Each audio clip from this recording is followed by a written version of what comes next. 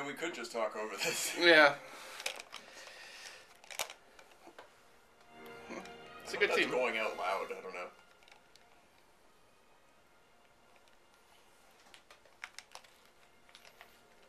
Alright, I'm gonna put our mics on. Ready? Yep.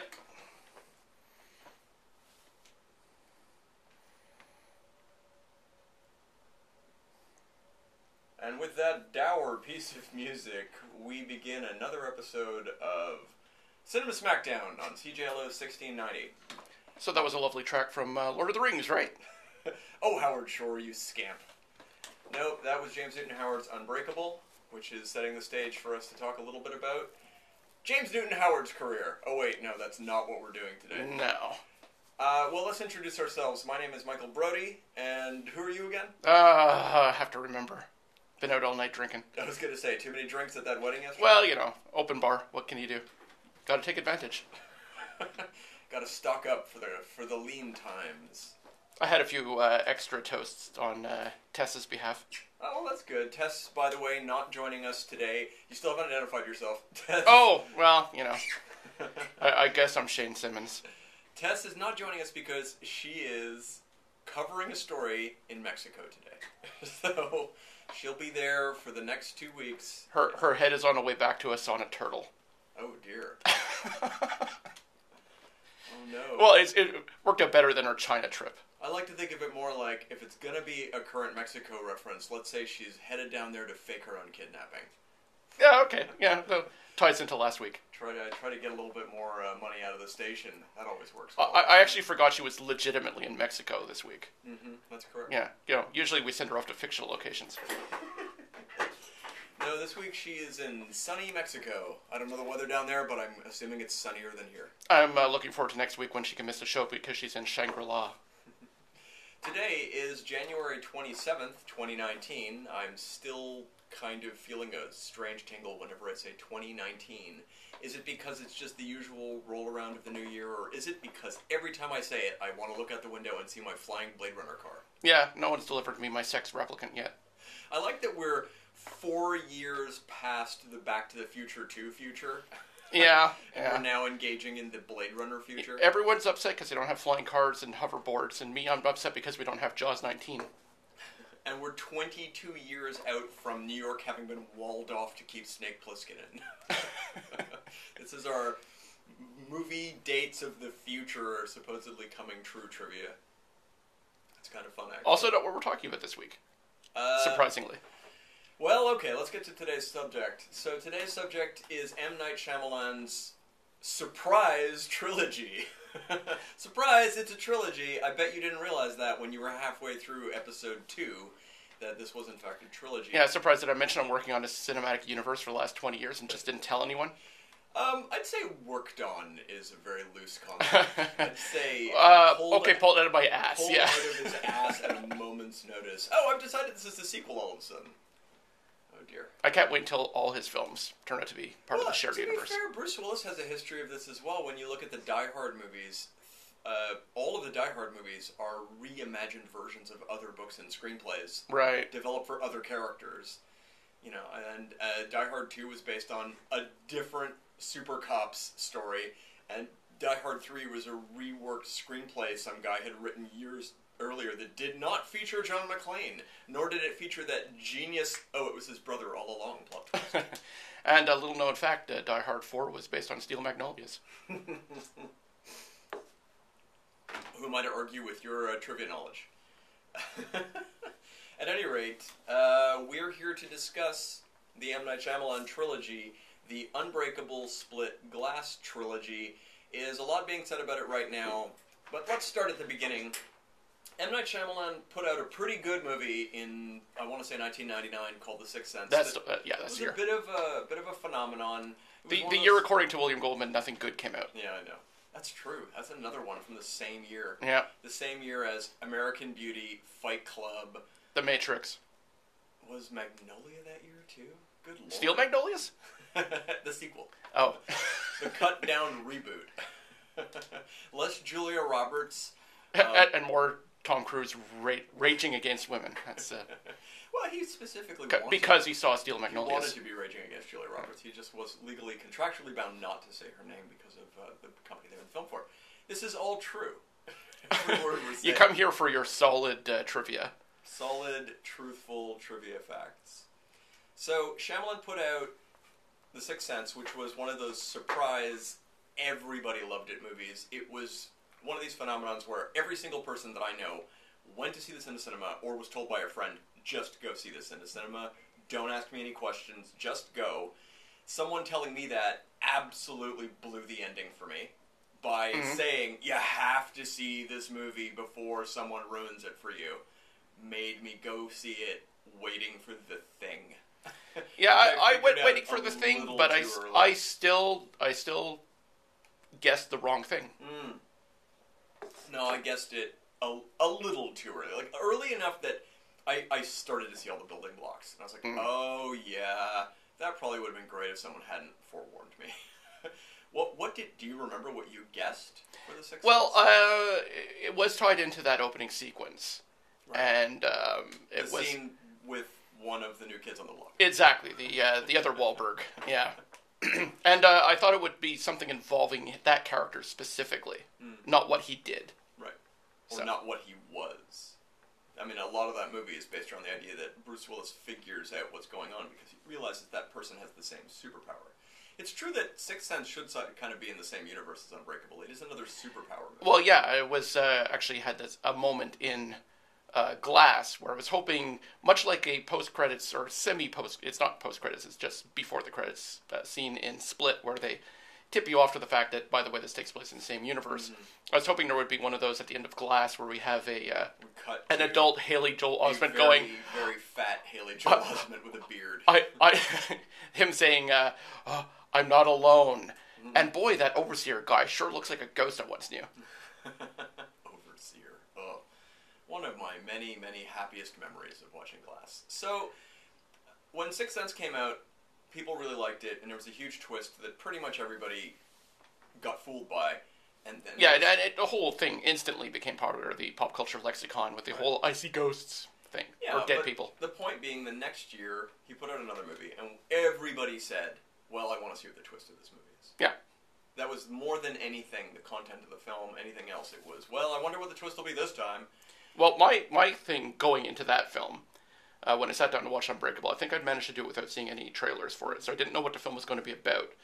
And I turned to a friend, and I said, I wonder what superhero origin story this will be. Right. Because The Sixth Sense is kind of a superhero origin story. The last 15 minutes of The Sixth Sense wrap up like a comic book. Yeah. Very much in the, from now on, I have a duty to solve adventure problems. Right. So it's... And sure enough, the opening title frame, pretty much, of Unbreakable is a quotation about comic books. Right. And it's like, oh my god, I'm right. It's going to be a superhero origin story. Well, just to quickly talk about it, when I saw Unbreakable, it's a really calm movie. There's been a lot of talk over the years that Unbreakable is a different kind of film because it is essentially just the first act of a movie, over 2 hours. It doesn't have the big conflict and the big resolution that you come to expect from any kind of story of this nature. It really is just the build-up to a character figuring out what it is he has to do. Not actually doing it, just going on a few mini-adventures leading up to going to do something. Yeah, at the end of that film, it really feels like, okay, now that that's all set up, I'd love to see what happens next. Exactly. Little did we know. So, but what I really want to touch on is, Unbreakable is a beautiful film. It is lovingly rendered when we talk about the cinematography, the careful choice of dialogue in every scene, the fact that most of the movie is built up of single takes. It's a series of 3 to 5 minute unbroken cinematic takes where the camera just follows somebody or something leading to the next major plot point. It is so clearly someone's dream project. I have always wanted to make a movie in which I hang out here and I test the limits of what I can do with a camera so that we can really live in a moment and not rely on fast cutting all the time. Added to all of these things, are some phenomenal performances by pretty much everybody involved. And really a very unusually straight-faced, downplayed Bruce Willis role, considering, he came off of many years of quippy action movies. Right. He's so almost a flat line. He's just you could just feel the depression coming off this guy. I would just say sadness, which is a beautiful thing to have managed to get across in a movie. Is this character is really unfulfilled and sad because he's not fulfilling his purpose. Yeah, that's the underlying rule in that is he is not the person that he is supposed to be. And I think M. Night Shyamalan got Bruce Willis at just the right moment in his career when he had that sadness of having to finally give up and shave his head. Well, very true.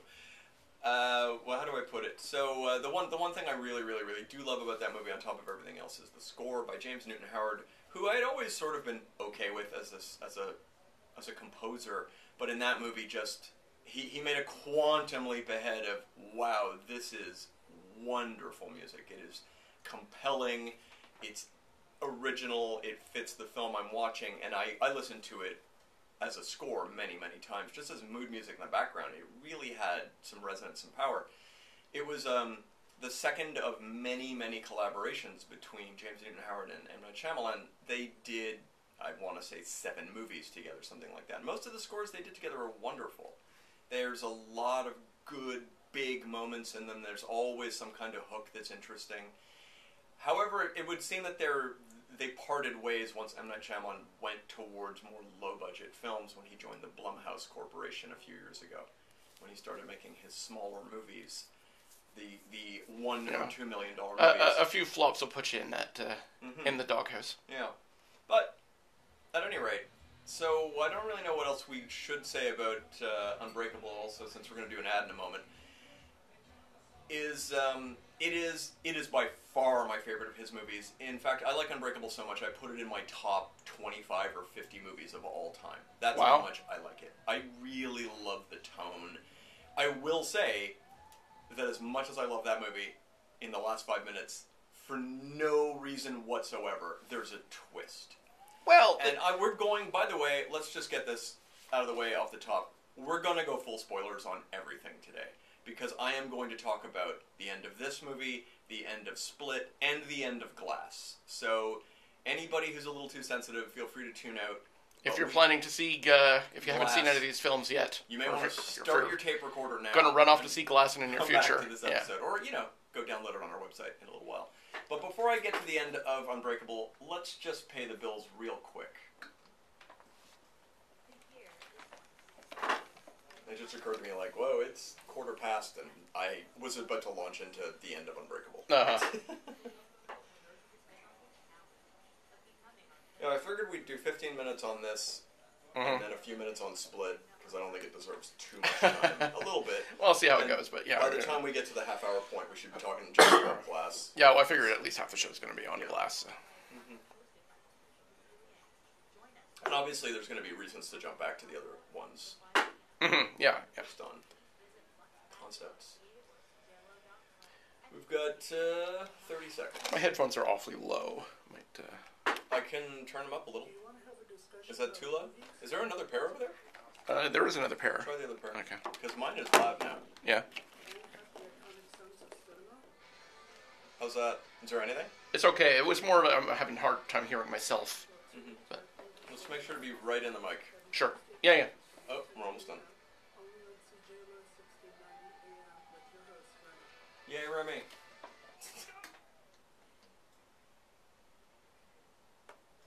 And we're back on Cinema Smackdown, which is apparently on CJLO 6090, or so they keep telling me. We are discussing the Unbreakable trilogy, or the Split trilogy, or the Glass trilogy, depending on how you look at it. Well, I call it the Into the Shyamalaniverse. Should we now call it the Overseer trilogy? Is that one constant? Boy, did I not like that name, of the many terrible names. How did they not go with the easiest possible name? Well, he's clearly a superhero. He's Rain Man. Well, that would have been a good one. Although I did what they referred to the fact that he'd been mentioned in the press under a few different names, including Mr. Tiptoe. Oh God, yeah. That's, and as which of course he takes offense to. Let's never mention that again. Yeah, let's never mention Mr. Tiptoe again. So we were getting... that's the closest it ever gets to being quippy Bruce Willis. We were getting to the twist surprise ending of Unbreakable. So Unbreakable is a movie about Bruce Willis learning that he is essentially an invulnerable human to everything except water for some reason. And he meets Sam Jackson, and Sam Jackson is his mentor, who's like, I have insight into the comic book universe, which is coming into our universe, which is a terrible, terrible concept that we all ignored while watching Unbreakable and let him rant, because he was clearly like a deranged person, but that's fine. He had an interesting theory. He did, but it's too much, and the director's... Some of the dialogue of that sequence is, we all get this, right? Wink, wink, we all get it, audience. Whereas the audience is always, no matter who you are, a complete layman or a comic book aficionado going, not really, but okay. So that I can enjoy this movie, I'll pretend what you're saying makes some form of sense.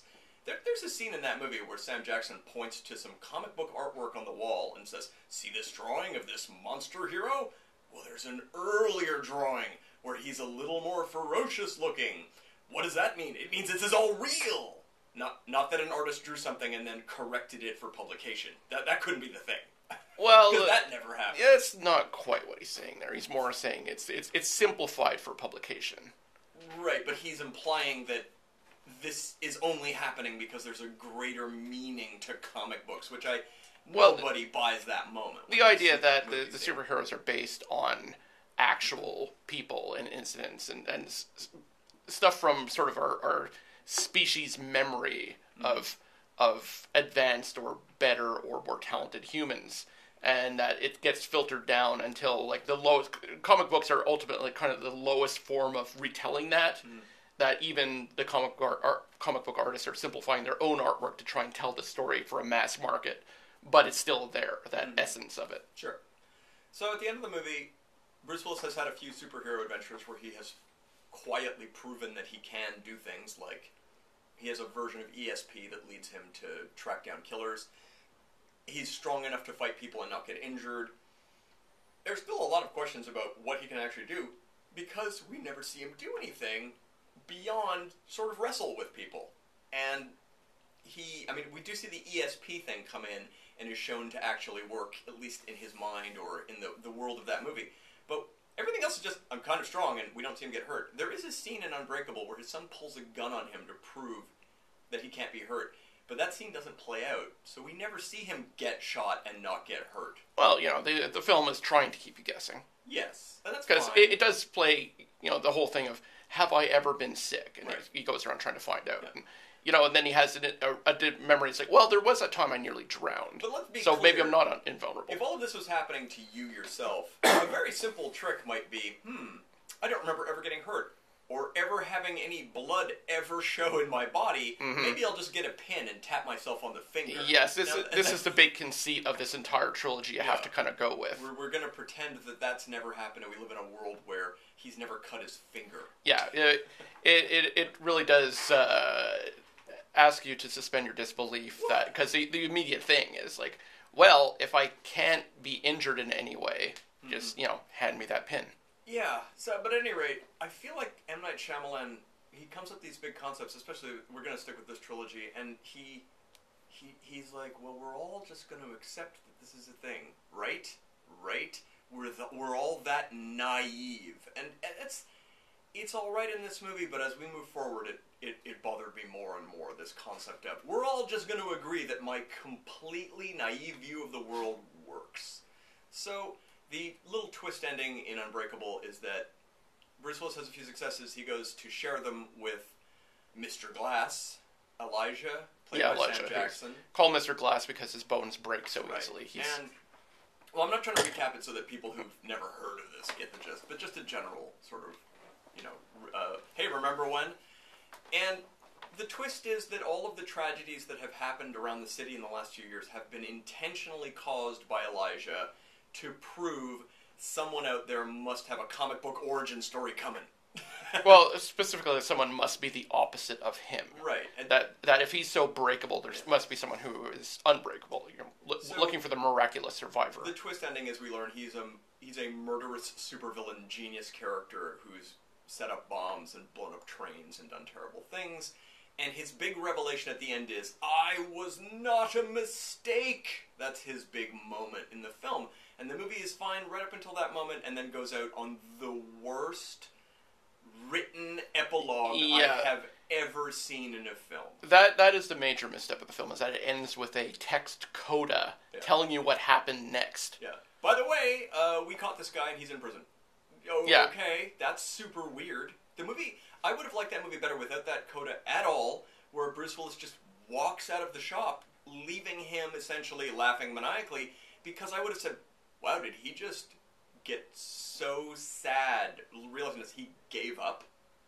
And gave up being a hero, went home, and never thought about this again, leaving Sam Jackson free? That would have been my takeaway from it. Or I would have said, or who knows, maybe he just brought the cops back. I didn't need the movie to tell me. Any open ending would have been superior to that bizarre... It feels like a really easy fan fix. A fan fix, or it also feels like, was that a studio note? Yeah. I mean, how do you make a film that good and end it on such a misstep? Yeah, like a weirdly on-the-nose bit of description. Because up to that moment, I'm totally with it, because the twist ending is, after leading you down the path of, oh, this is going to be Bruce Willis's mentor character. It's going to be like a Professor X type of guy in a wheelchair who, manages the superhero. And it turns out, oh, no, you've completely misunderstood the relationship here. This was a supervillain looking for his nemesis. It's also worth mentioning that the way the twist ending happens is that Elijah, for the first time in the movie, takes Bruce Willis's hand, knowing full well that any contact they have will lead Bruce Willis to essentially understand his sins. Will have a prophetic vision of anything this guy's ever done, and he then sees Elijah plan and carry out murders, multiple terrorist attacks. So that's all part of that. It comes into play later in something I'll talk about. So that's Unbreakable, which I still do love. I think it's a beautiful film. Again, the score music, the acting, the general smoothness of dialogue in that movie for a lot of scenes. I could actually talk about it for over an hour, especially the opening scene where we meet Bruce Willis's character, which I think is especially brilliantly crafted. That scene is quite wonderful. Because you don't know what's happening, and you're being fed information gently, and it's all very intriguing, but it takes 25 minutes for all that information to play out properly. You don't know who he is because of many of the things he says in that scene, and once you put it in context, it's quite good. Mm-hmm. He is not representing himself as himself in that scene, but he's clearly the same sad, difficult man. At any rate, that's Unbreakable. We shall now move on to a 10 years and then that sequel that we knew was immediately pending. Right. Well, 15 years later. So then, M. Night Shyamalan announces and releases an unconnected movie called Split, which is essentially an excuse to have James McAvoy vamp for 2 hours. And that movie comes out, and it is kind of a hit. So I finally saw it. Now, it's important to understand for you and I and everybody that by this point, M. Night Shyamalan had some ups and downs, and we might actually do a whole show about his other movies next week if we're so inclined. But he had a couple of great movies, then a couple of interesting movies, and then a series of unwatchable garbage movies. And so when Split came out, for one thing, the expectations were super low.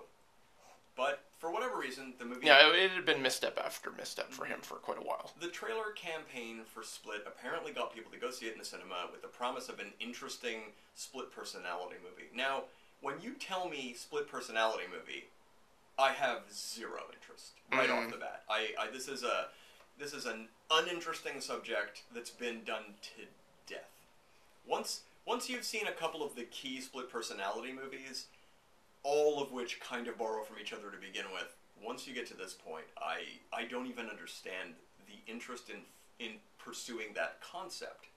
So, Shane, you watched Split for the first time this week. Yes, I did. I watched all 3 films within a 24-hour period. You lucky bastard. So, Well, I had to get that continuity really I straight. mean, I don't have a lot to say about Split now. I did probably 2 years ago, but the one thing I have to say about it is, the one thing I will lead up to is, I kind of like the first 10 minutes because there's some interesting suspense moments in it that feel uncomfortable, but like they're going somewhere. Where James McAvoy essentially kidnaps a few people. Mm-hmm. And then we get to the place he's taking them, and then the big reveal, I'm a terrible, terrible actor. That's the big reveal. The big reveal of this is going to be an excuse for me to do falsetto voices, terrible lisps, cowboy accents, and pretend I'm a little girl over and over and over for the next 2 hours. Now, as soon as this was revealed, I was done with the movie. I watched the entire film, I paid attention to every detail, but to say I hated it is a massive understatement. I despised that movie because, like I said, I don't enjoy that kind of performance. I'm not interested in seeing somebody develop their craft in front of me. The thing is, I thought that he was by far the least convincing split personality actor I've ever seen. I think his performance is wretched. Now, that's it. That's basically my takeaway of the movie. Tell me a little bit about your thoughts. I wouldn't go as far as that. I thought he did exactly the sort of job I would expect any actor to do with that particular role. It's one of those roles, and I would compare it in a way to Toni Collette in, what the hell was it called? Hereditary, yes. My other favorite movie. Exactly. It's one of those roles, you see it on a page, and any actor will take this role. Because it just gives them... It gives them carte blanche. Yeah, they could go all over the place with it. They can chew the scenery to their heart's content.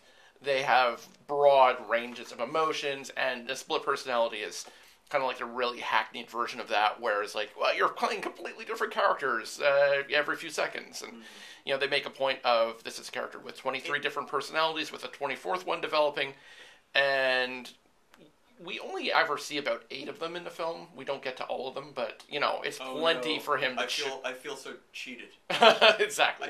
Here's what I will liken the whole movie Split to. And I think we can all kind of appreciate having been through this. It's like when your artsy friend is like, I've got my one-man show opening next week. You're coming, right? Yeah. Oh, yes. You're right. That's kind of exactly what this film is. Mm-hmm. And you dread it, and then you see it, and maybe there's an inkling of good moments in it, but overall you're just angry with them. And then after the show, you kind of have to put your hand on their shoulder and do the Orson Welles thing of saying, "Oh, so what did you think of my play?" There are no words. Oh dear. Well, speaking of Orson Welles... Remember that out. That's always an out when you see your friend in a play that you don't like. There are no words. A few years before Orson's untimely passing, he did do a phone interview here at CJLO and mentioned that this was his favorite radio station. Right after Frozen Peas. Right after Frozen Peas. Frozen Peas were his favorite thing, but then it was CJLO and Cinema Smackdown. You can take this to the grave. Orson Welles' favorite radio station, CJLO 1690 AM. Now, home of Cinema Smackdown. But, to be fair, we should mention his close personal buddy, Peter Bogdanovich, thinks we're crap. Oh, no. Not the thumbs down from Bogdanovich. I mean, he's the star of, what's it called? Other Side of the Mountain? What's that? What? What's that recent, unearthed Orson Welles movie? Oh, that thing. Yeah, anyway. I'm not looking it up. I haven't sought it out yet. No, you lucky man. At any rate, Peter Bogdanovich, not someone a lot of people love anymore. Well, he doesn't love us, so. His filmography and his post-filmography career have been a little rough on most people. He's not a very pleasant person, let's say. So, let's get back to our trilogy. We were talking about Split. I don't have much else to say about it. So you found Split tolerable. Yeah, certainly tolerable. Yeah. I also didn't. Mind you, I'm much more tolerant of M. Night Shyamalan than most people. That's why you owned the Blu-ray of After Earth. You're the only one. That's a joke. So even Will Smith doesn't have a Blu-ray of that film. As much as I didn't like James McAvoy's performance in this movie, the other thing that really irritated me was the secret origin story of a girl who was abused. And that sort of being her claim to fame in this is, oh yeah, I was abused. There's no resolution to that story in this. It's just, I was abused. It was a bad thing. it's kind of still going on.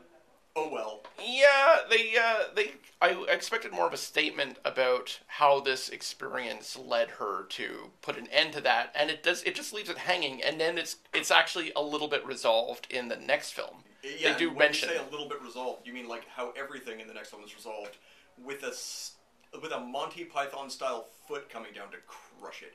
Oh, by the way, I called the cops.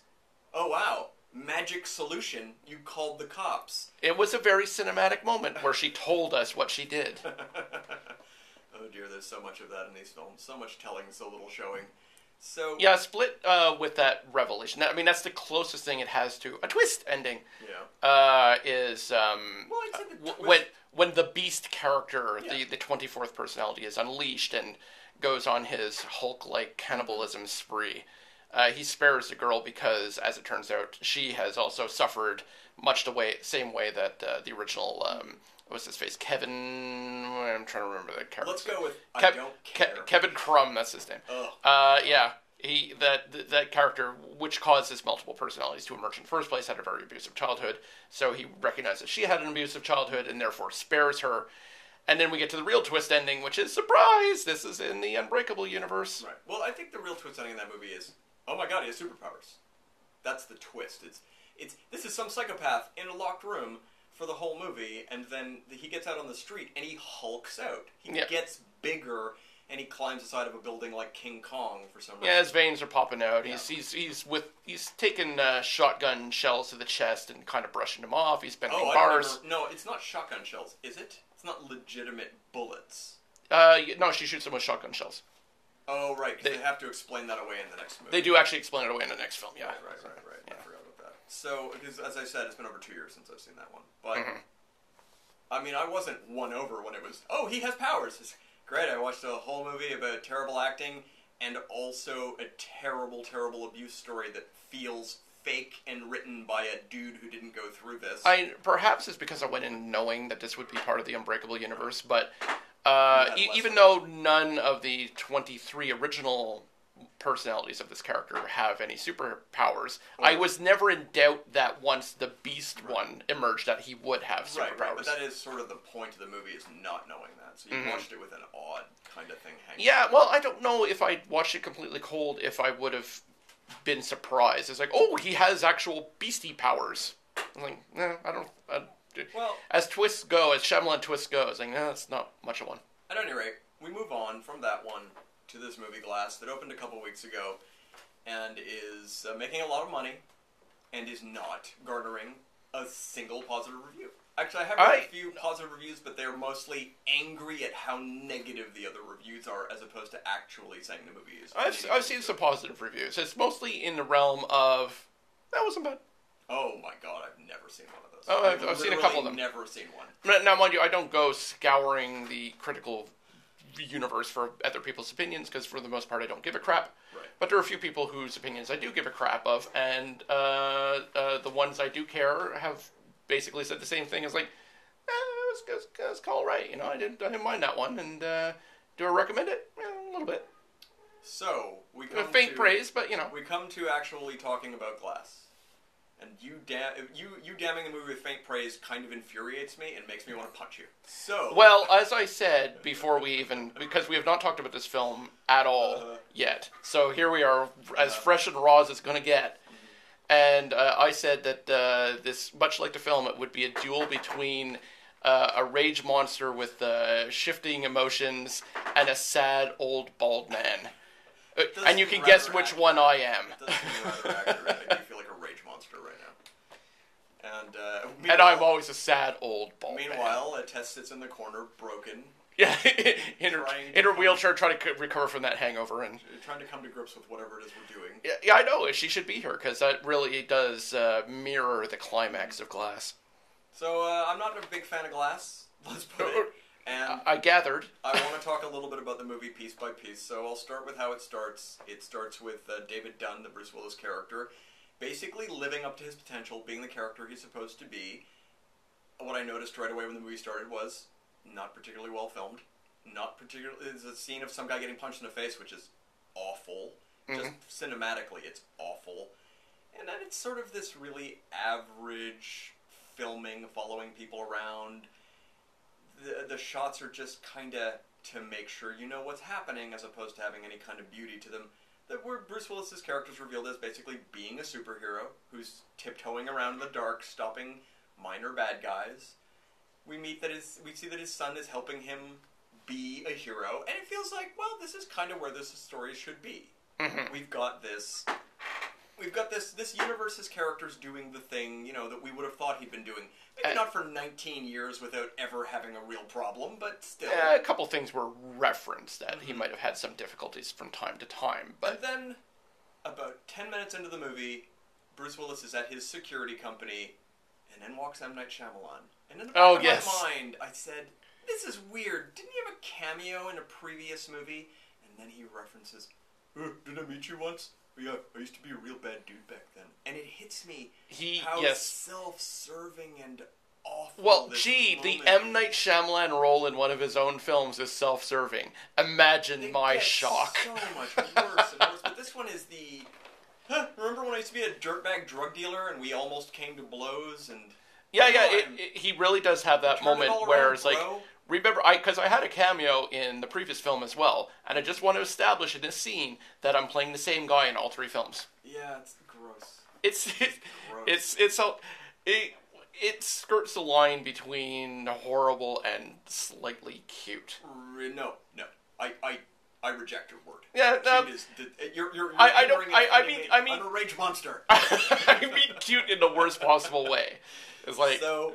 All right. So we get that. At least he's not portraying himself as a writer whose work is destined to save the world as he martyrs himself. So because he's done that role. We'll talk about that next time, because that is a after that career-ending choice. After that choice, anything he does in the cameo realm is like, you know what? Compared to that, that's fine. Yes.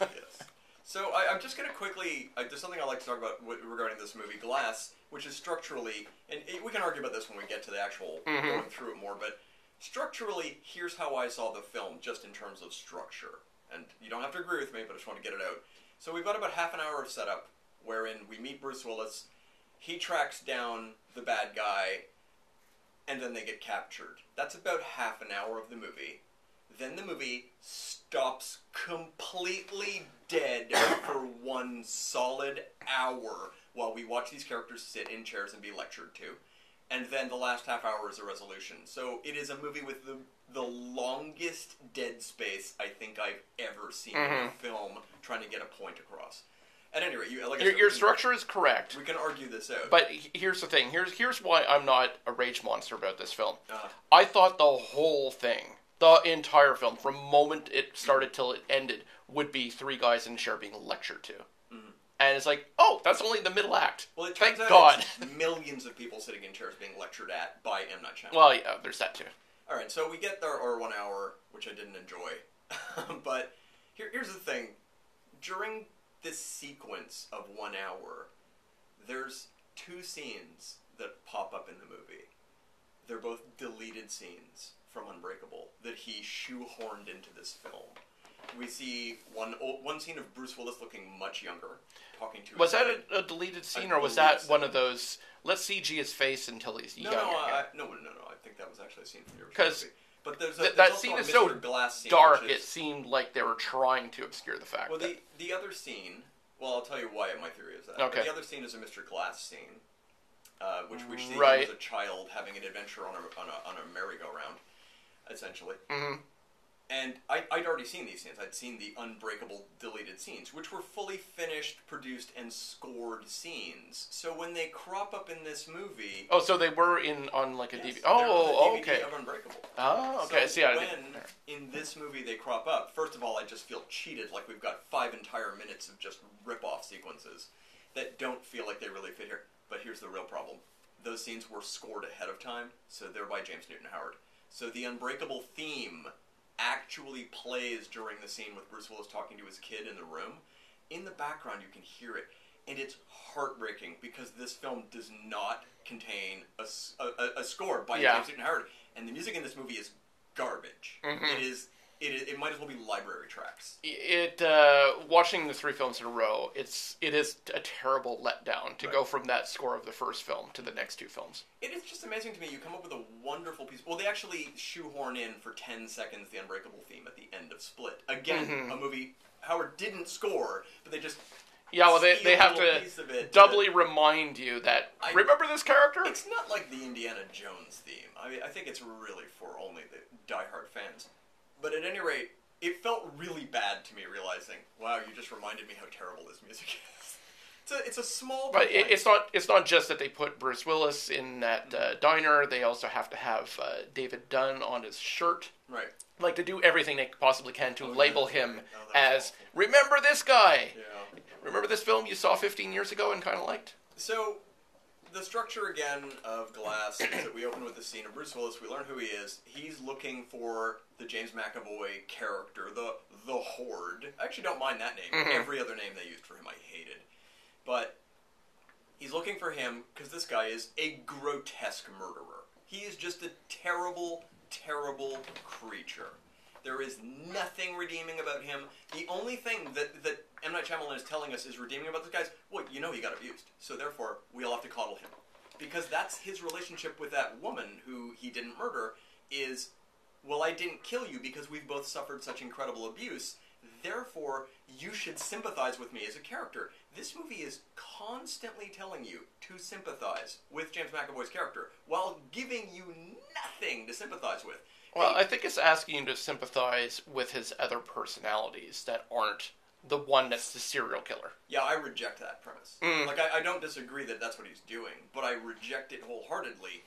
He even goes on... It's one person's head. I want that head cut off. I don't care that there are 19 imaginary personalities in it. No, well, let's go with 23. Yeah, the premise of that character is sort of like the other characters have unleashed this final personality to protect them and to reveal them to the world, as in... his motivation seems to be, I want people to understand that I'm all these people at once, and these are genuinely different people. Mm-hmm. Well, before we jump back into Glass and really rip the film part, which I hope that you will sort of do with me, we're going to do another quick moment of paying the bills here, and we'll be back right after this.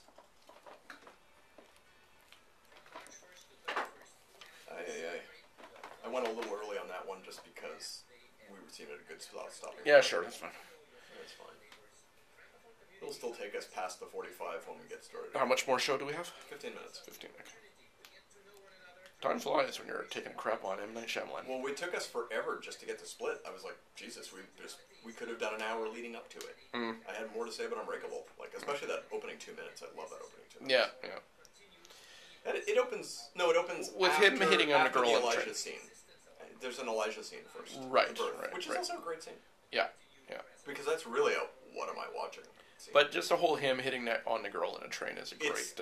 It is one of my favorite examples of amazing screenwriting because I'm intrigued, but I'm gonna have to keep reevaluating for the next 10 minutes, and I love that. I know that some people hate that shit, but I like it. No, it builds character really well.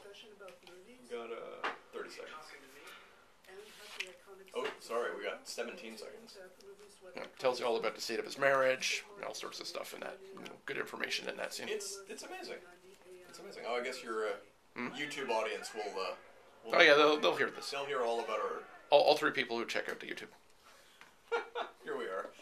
Alright, so we're talking about Glass. We are Cinema Smackdown, CGL 1690. AM. That's where the cool kids hang out. On AM, talking about M. Night Shyamalan movies. Where the sound is tinny and cool. Actually, I kind of like that. Can I use that as our catchphrase? Tinny but cool. Our radio show, that'll be our slogan, where the sound is tinny but cool.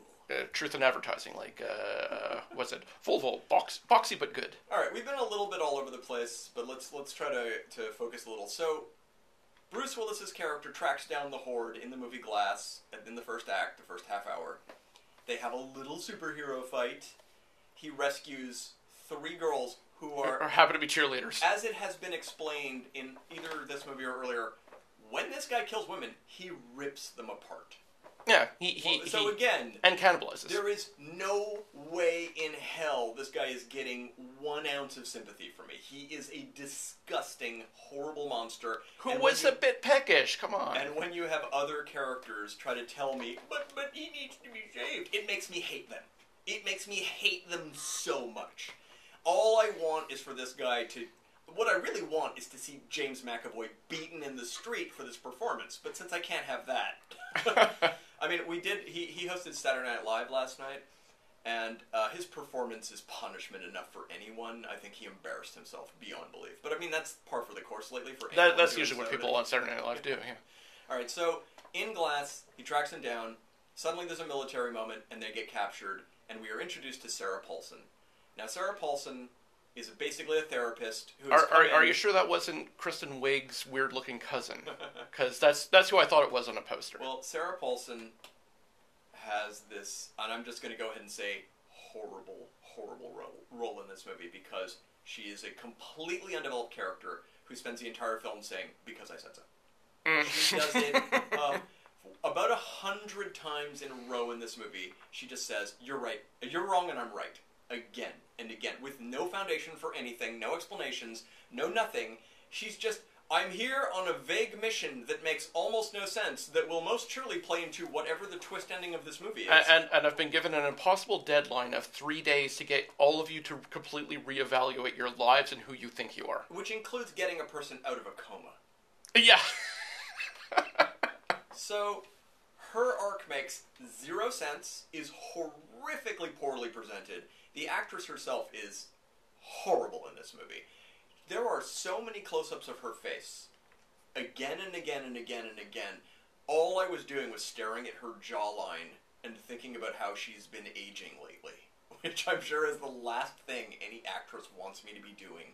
She just sits ramrod straight in a chair, lecturing people over and over on subjects that barely make sense. Again, we're going with the M. Night Shyamalan's naivete universe of, well, we all get this, right? It's a thing we all accept. And all I can say is, no! No, I barely get your idea here. It's her trying to tell them, it's like, you're not, there's a rational explanation for everything you've ever done. Mm-hmm. You're not superheroes. Right. Well, 2 of the 3 definitely aren't superheroes, because they're villains. Unequivocally villains. Yeah. And the one hero of the group said, well, I think I'm invulnerable, so get the pin. Yeah, and then we never get to that moment. We do have an elaborate system of hoses that will drown him if he moves funny, which they never show work, because that would require a budget. They just show him laying on a They show the floor, aftermath of it, yeah. Which is awful storytelling. But at any rate, yeah, the entire concept It seems a very elaborate security precaution for someone who they're telling, this is all in your head, so don't worry about it. And I love that Sam Jackson's superpower, which they acknowledge is a superpower, is he's a little bit smart. Yeah, just a little bit. Well, he's Machiavellian Hannibal Lecter level. He's so clever. Smart, he can sneak into a room and steal a piece out of a machine. Oh my God, how did he think of this? It is beyond insulting. So we meet her. She's a terrible character. We re-meet Casey, the abused girl from the previous movie, who is also a terrible, terrible character in this. She is the product of abuse, and all she wants to do is help save the poor, broken supervillain who rips women apart and eats them. There's no way to redeem this. There's just no, and they make no attempt to either. They just tell you that she's on his side. Yeah, I can't say really, after being terrorized by this guy and having him eat her semi-friends. They also, by the way, clearly sort of mentioned that she wants to date him. Seems to be like the end goal for her is, I kind of wish this broken monster was my boyfriend. It's who is this for? It's one of those movies. So it's for people who like the end of the Hannibal book. That's become a shining example of genius writing compared to so many things I've seen in the 20 years. It's for the 50 Shades of Grey generation, who is like, I like the bad boys. So, by the way, the Horde, his superpower is he gets a little bit bigger and he can climb walls, which they do explain away in the movie as, you know, some people can climb walls, right? And then, how do we see him exhibit this power? There's a scene in this where he races against 2 let's call them FBI agents because that's sort of what they look like, and just clotheslines them like it's a football move. That's his big moment. Oh, look at my superpower of charging at people comically and knocking them down. You know, with physics and gravity. His powers are essentially non-existent in this movie. He's just strong. Oh my god, he's a strong person. He's a little bigger than he was before, and he's strong. I mean, right from Unbreakable, though, this has always been, you know, what if superheroes were real, and let's keep it really low-key. Okay, so, how do I put this?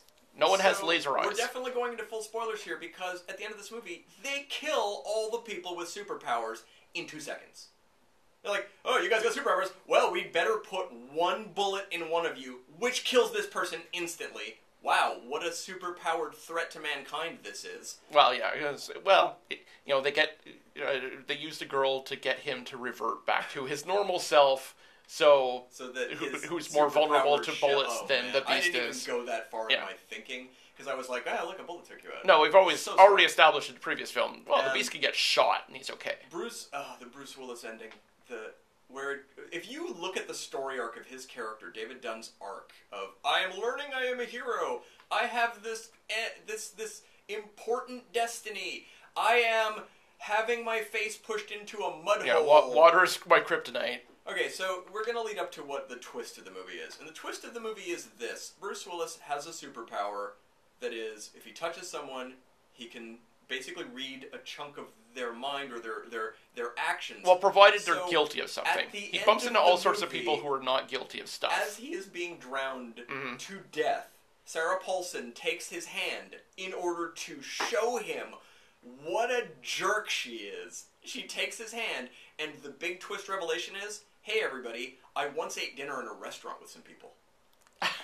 Well, that is all that scene tells It is their secret Illuminati society that plots Which apparently Clover's the most evil of all tattoos on your wrist. The Clover tattoo. Uh-huh. Yeah, that is a device the Sarah Paulson's goal in this movie is we need to rid the world of people who might get a tiny bit stronger than average people that we can easily remove. But they're a threat to mankind. There might be like 3 or 4 more of these somewhere in the world who are people who might get uppity that we need to remove. This is the central premise of the movie. It's kind of like the anti-mutant bigots of the X-Men films, but the light version of that. Oh, so light. You know, it's these people are slightly better than us. Well, we better make sure that no one knows they exist and get rid of them as much as possible. Oh, by the way, right before he is killed, right before he dies, Sam Jackson repeats his big revelation from the previous movie of, it took 19 more years for me to come to this realization, but I was not a mistake. Oh yeah, I remember that scene from the end of your previous movie where you had the same realization. Mm-hmm. The identical moment that didn't matter then either. And you have 19 years of waiting to remind me what to have the same epiphany moment, yeah. Yes. So they kill all the heroes off, and then the further super twist ending is, oh, we made a recording of a guy tipping a car over, which we've now released on the internet. Look, a guy tipped a car over. And we already had video footage of him climbing a wall looking like the Hulk 2 years ago. But it's the tipping the car over moment that makes people realize there's kind of superheroes. By the way, there's also videos of them all being murdered in 2 seconds. But, hey everybody, this is the kind of internet video that gets out there that people watch half of and turn off. Yeah, I'd go, fake.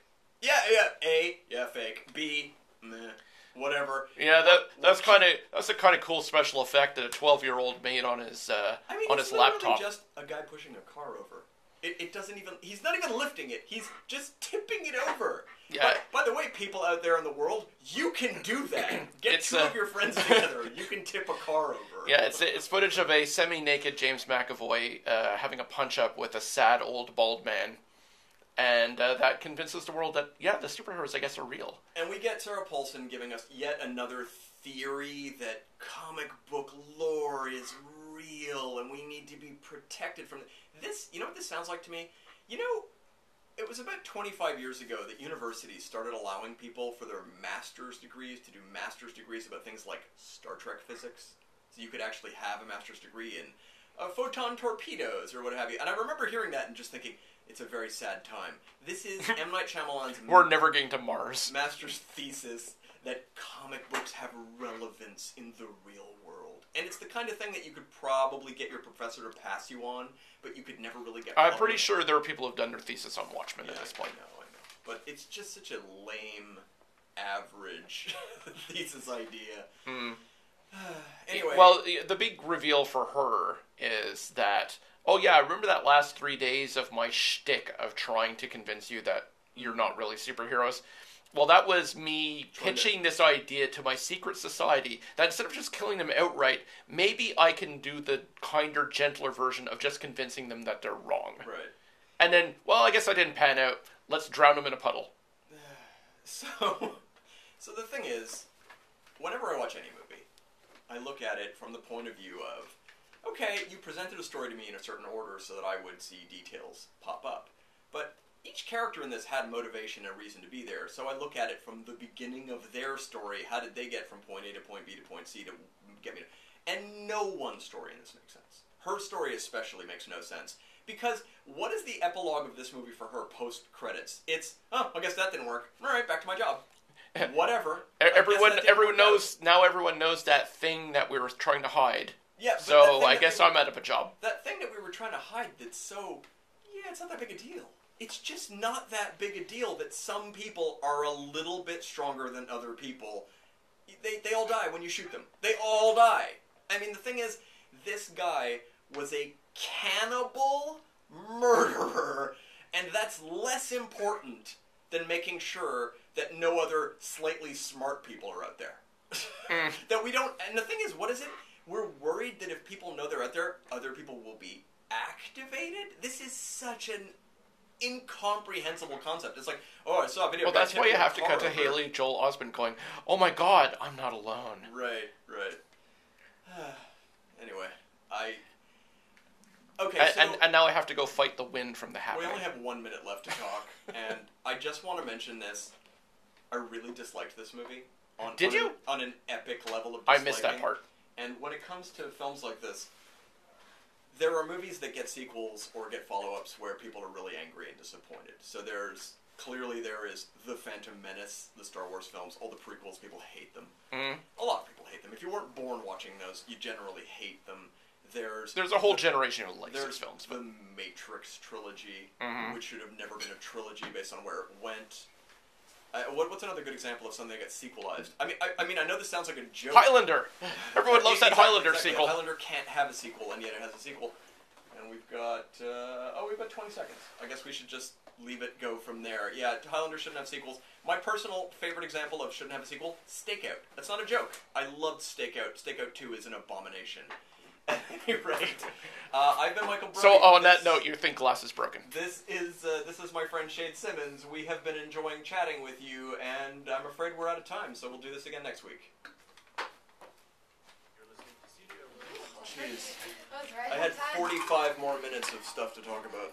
I'm sure we will reiterate some of our points when we continue to talk about his career next week. That's a good point. Here, take the chair. I was just really trying to finish this super fast. Go for it. Go for it. But I didn't want to get in your way. No, that's totally fine. I can do that. It's just once I found out I was supposed to log everything, it became a bit more of a... A little bit more complicated. Yes. Yes. What do you log for talk shows? Just your topics? Yeah. Well, I actually played 2 pieces of music today. Oh, nice. Alright, that actually did it for that. I just need to save it now.